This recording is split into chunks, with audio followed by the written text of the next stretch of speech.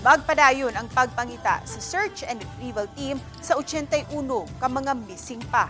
Apan giangkon sa Provincial Disaster Risk Reduction and Management Officer nga hangtod karon wa pa sila masayod kung asa magsugod sa pagpangita kanila.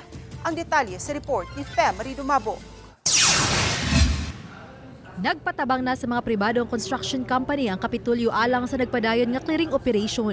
Kiniaron mapadali usab ang pagpahigayon sa search and retrieval operation sa Cebu PDRRMO o BFP, lakip na sa kasundaluhan, kapulisan ug uban pang ahensya sa gobyerno.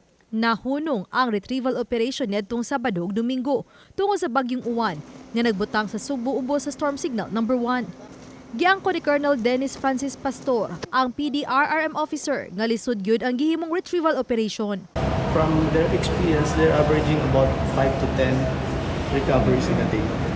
Especially during the immediate response, going to the site was a challenge. Napay flooding, napay mga fallen trees that they have to clear. But right now, the roads are clear. Sa talaan sa PDRRMO, anaa sa 111 ang natalang patay tungod sa bagyong Tino sa probinsya sa Subo.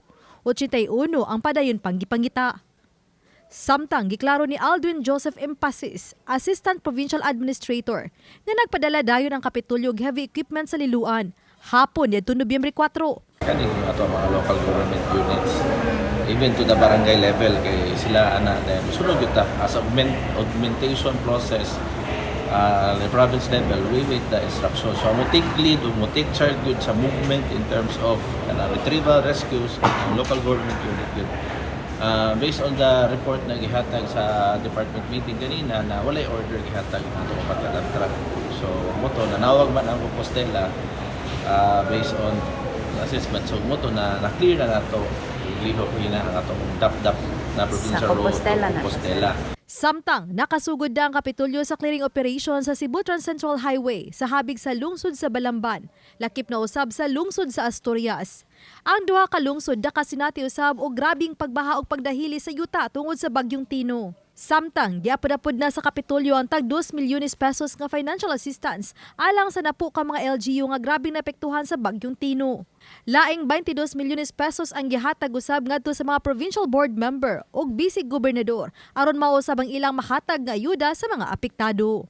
Lahi pa to 22 million na gihatag nato sa board plus the vice governor. Nanawa ko dito dito. Ang board sa board. Yes, bugas na. Allocation sa Uban ni Clans Gabutin ug Rod Prado, Fem Dumabo. Balitang Bisdak.